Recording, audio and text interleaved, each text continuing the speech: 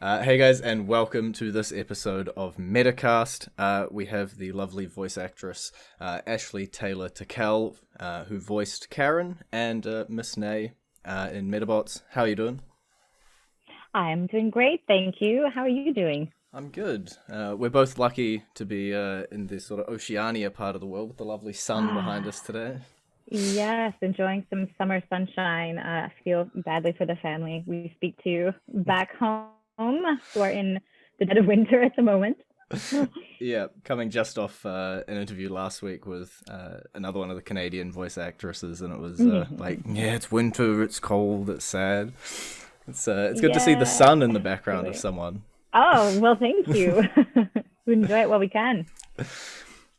Uh, and if we look at Metabots, something that you did while you were back in Canada, Yes. we were chatting a little bit beforehand, and one of the pieces of information you said took me off guard, and I'm going to use it as my opening question. You started out really young when you were doing your voice acting. I did. I did. I was very fortunate, and it kind of was one of those out of the blue situations. I started when I was 10 years old, actually, and just new to the entertainment industry. And I ended up getting a call for just a one episode role in oh my goodness, Never Ending Story, the animation. And that kind of started the ball rolling. I formed a relationship with Nelvana that way, and had the good fortune, the great fortune to work with them for a number of years on different projects. Yeah, so kid in studio. Was it something that you'd wanted to get into, or was it something that just sort of sprung up out of nowhere? It kind of just sprung up out of nowhere. I started doing commercial work when I was young, and fell into musical theater, which I very much loved. And when I got a call to come in for a cartoon, at the time I'd never really, as far as I can recall, never really thought much about doing animation or how it works.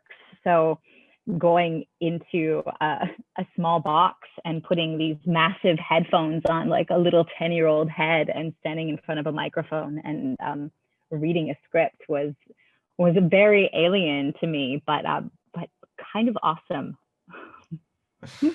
It was obviously fun enough to stick around for a little while, leading into Metabots around 1999 Yeah, ish. that's right, absolutely. You didn't cut and run; it wouldn't scare you away. No, not at all. Quite the opposite. I think once I sunk my teeth into animation and studio work, I kind of fell in love with it, and it's to this day some of the most enjoyable and unique work that I've had the opportunity to do. And like every series that I worked on was different, and yeah, it was a blast. It was a blast. And then Metabots comes rolling around. Did you Mm. audition for one role in particular, or did you go for both of them at the time? Yeah, I believe at the time I originally auditioned for Karin, and that kind of led into my voicing Miss Nay and Neutranurse as well. So yeah, one role led to the other two, as well as multiple other kind of one-liners throughout the course of the series, like so many of us did. It seems like once they got you in the booth, they're like, "Now just here's another page, and here's Yeah, more. Just keep reading, just keep reading." that's exactly right. How many can you do? Yeah. How many roles? How many ages? How many genders? Did you find that sort of that jumping between characters sort of a fun or more of a challenge or something? Less challenging. I found it to be really entertaining. When you get in studio, more often than not, and some of the other performers have probably mentioned this as well, but more often than not, you'll focus on one character at a time. So first I'll do Karin, then I'll do Neutranurse, and then any other bits and bobs that come up will come after. So it was kind of a game, really, both with Metabots, and I did a show called Sticking Around as well, and we were doing random voices as the one character all the time, and it was just, yeah, really a game of putting on different hats and altering your voice and just having a play in the room.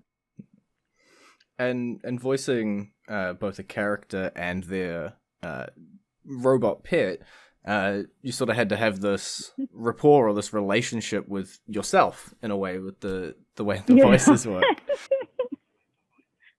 That's right. That's right. Yeah, I think I was going to say unique to animation, but that's not true. With all the tech they have these days, there are people playing opposite themselves in TV shows and movies all the time. But yeah, I guess was that something? Did you hear back, I guess, your Karin lines in the headphones while you were doing your Neutranurse lines and sort of speaking to yourself? Oh God, I'm trying to remember. I don't think so. I think that option was available, but most of the time you kind of do the one character and then it'd be like, okay, and on to the next. And then you get your beats and just kind of go for it and kind of know, I guess, enough in your mind that, okay, Karin's voice is a little more high pitched and she speaks up here versus Neutranurse as a robot. She's a little bit more like even pitched and doesn't have a lot of tonality. So you just really have to lock into each character and their different tones and hope that when they get played back to back, they don't sound like the same person.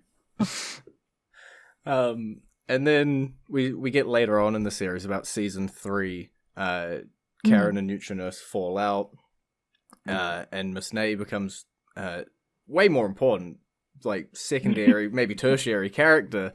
That's right. Did you notice that shift, I guess, between sessions?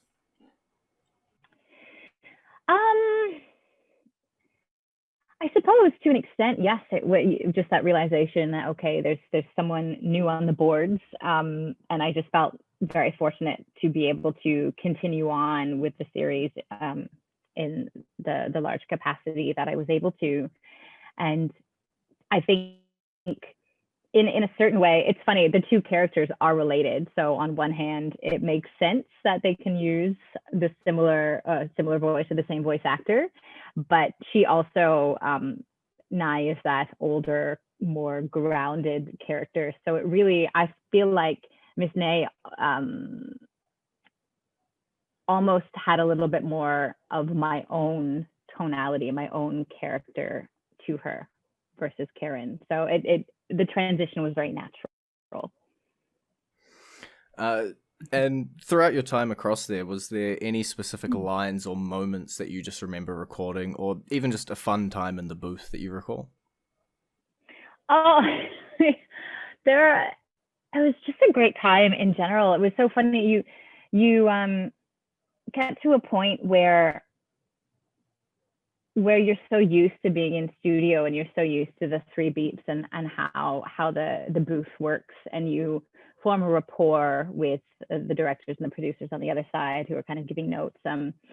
I became affectionately a performer who they called one and done, because I'd get in studio and we just kind of bash it out so much. It was really lovely to be able to just kind of form those humorous relationships, even though you're only in the space for an hour or 45 minutes or 3 hours.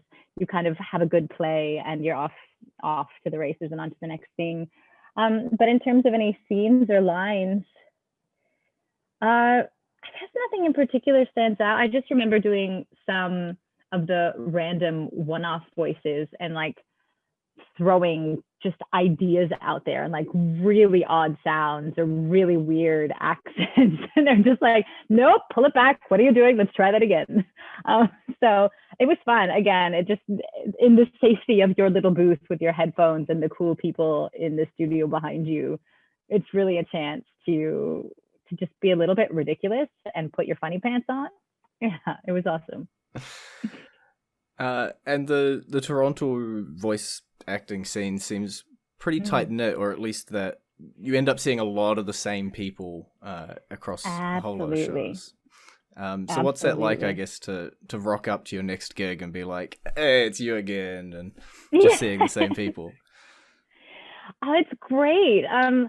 Yeah, it is very much its own little community to a certain extent.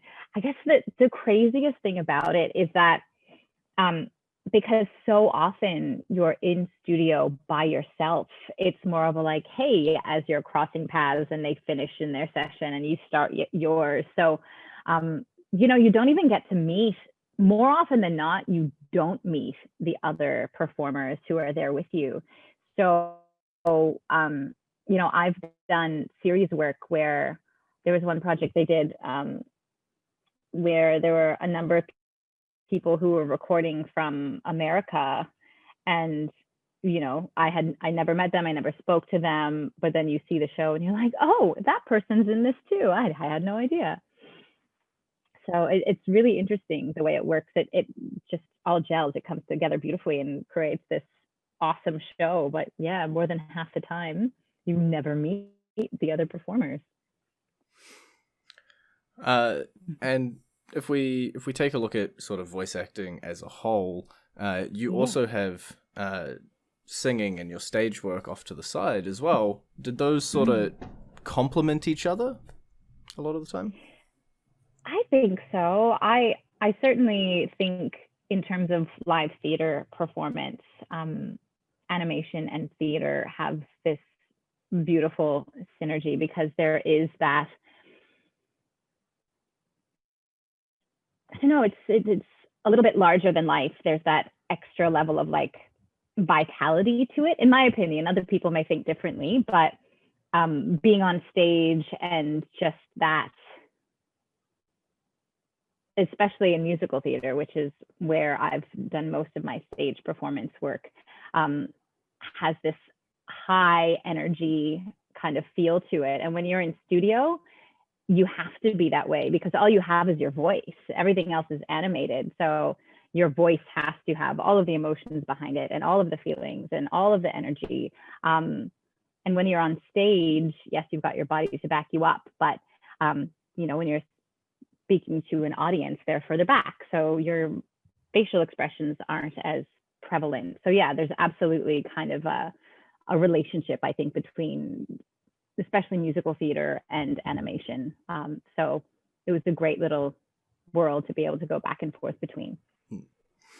And then I guess, not that they were in direct competition, but the sort of musical theatre won out, I guess, in the sort of fight between the two.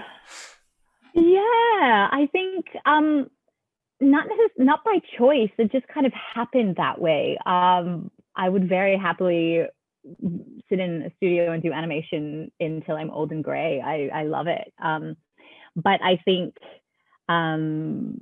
depending on, I moved to New York at one point and worked a little bit there, and then that becomes a whole other scene. And animation is very hard to break into. So I was fortunate that I started at a young age, so I was able to build out a rapport with certain companies and continue to work with them. But when I left Canada, I went off to the States. It was kind of having to start over, and I fell into more of the musical side of there. And here in Australia, I'm still working on my Australian accent, so it makes it a little bit more difficult. You just play all of the non-Australian roles in there. Yeah, that's right. That's exactly it. Anytime you need an American or Canadian sound, they know who to call. So I guess that's the next question. You did move from basically one side of the world, a really cold location, all the way over to the sunny shores of Melbourne. How did you find that move and just the sort of change in scenery? Oh, absolutely. Look, I love Canada and all of my family is there and dear friends that I grew up with. Don't miss the weather at all. But the transition was really lovely. My husband, my wonderful husband, we met in Los Angeles, and he's from Australia. He's from Melbourne originally. So we, through work and different kind of factors that we took into account, we ended up deciding to come here, and I love it. It's beautiful. The weather is much more temperate. There's still a really vibrant cultural art scene here in Melbourne that reminds me a lot of Toronto.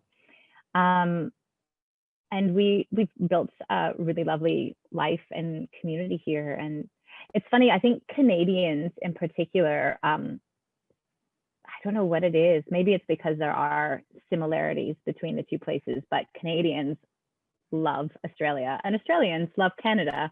So I feel like if there are two places in the world that kind of have this lovely overlap, it's Canada and Australia. And I mentioned to you when we were off mic, New Zealand, where you are, is like Canada and Australia had a baby. So I feel like these three countries feel like home. No matter where I find myself with my little family here, any of these places would be really wonderful.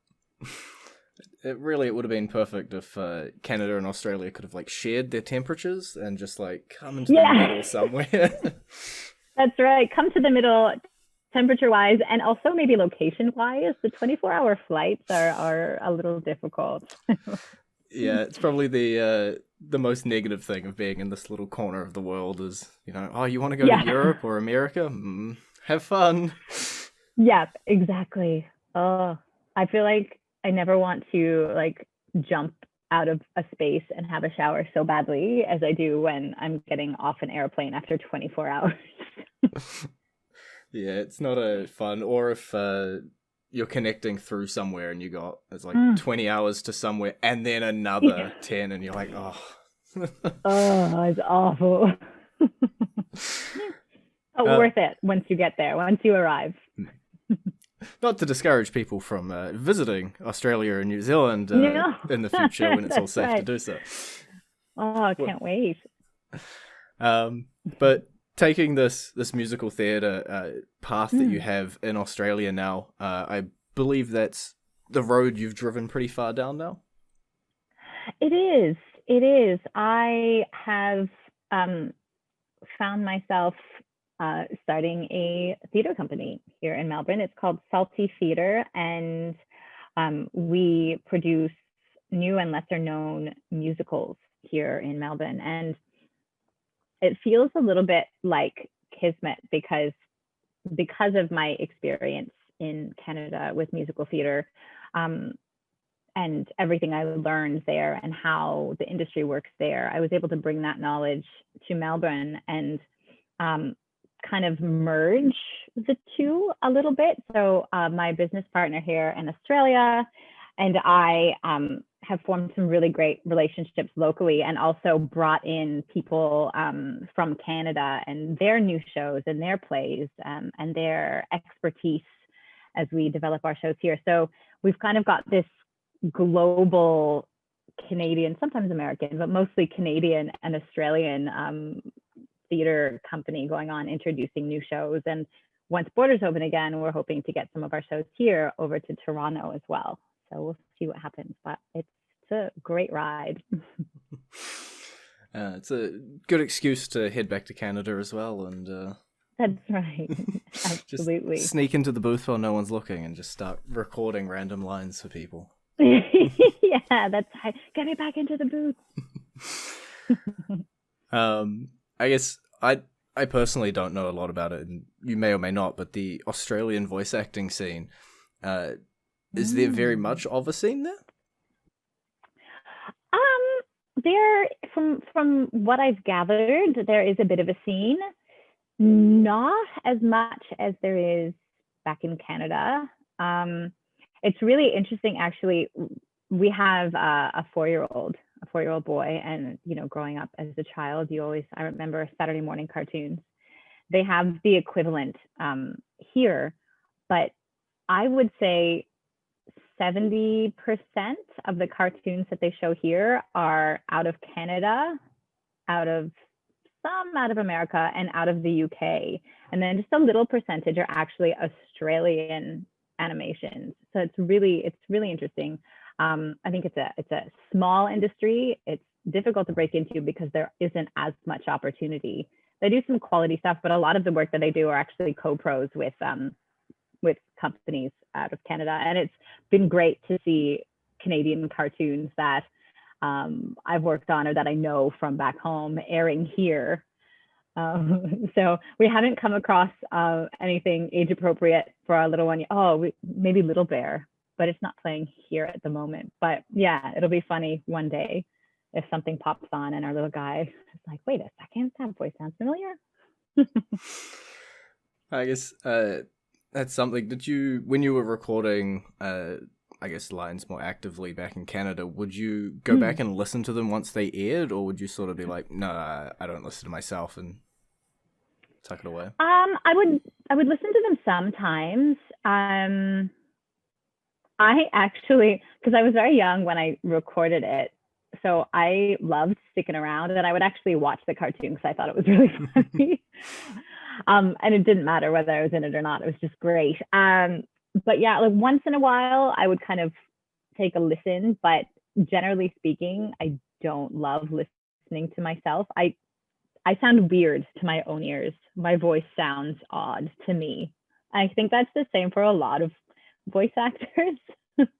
Like, I didn't think I sounded like that. But it's cool to look back once in a while, especially on things you worked on when you were very young. And I guess for anybody who's out there, whether it be voice acting, whether it be musical theatre, anything sort of involving that, as we say, that extra grandioseness and using your voice to tell a story. Yeah. Do you have any sort of tips for people who are trying to break into either of those? Oh, yeah, sure. I mean, just have fun. To me, if you feel really strongly about pursuing it and about making it happen and doing it, then reach out to Novena, reach out to the companies, set up a voice reel, and you can just pull content from online and put together a voice reel that way and get your voice out there. Once in a while, if they have open calls, just, I guess, don't be shy, really, because it's not going to happen if you don't put yourself out there and just have a go. And yeah, just practice in front of the mic, because the more comfortable you are, the more fun it is, and the more opportunity there becomes. And talking about putting yourself out there, if anybody wants to see what you're doing or check out your work, do you have any sort of social media links that they can head along to? Sure. Yes, you can check out Salty Theatre on Facebook or saltytheatre.com.au. You can also hit up our Instagram page at Salty Theatre, and I also have an Instagram and Facebook, Ash Taylor Tickell, as well. Sweet. Well, thanks a lot for joining us today. My pleasure. Thank you for having me. It's been the easiest time conversion I've ever had to do for one of these interviews. That's right. What is it, only 2 hours as opposed to 14, 15, or 16? Yeah, it's like, which time zone are you in? You in this one, or this one? And then, glad to help. Thank you. Oh, man.